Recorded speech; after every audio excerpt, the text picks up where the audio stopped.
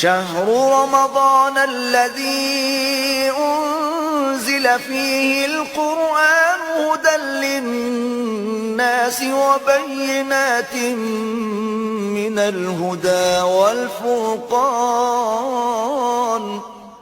فمن شهد منكم الشهر فليصمه ومن كان مريضا أو على سفر فعدة من أيام أخر يريد الله بكم اليسر ولا يريد بكم العسر ولتكملوا العدة ولتكبروا الله على ما هداكم ولعلكم تشكرون।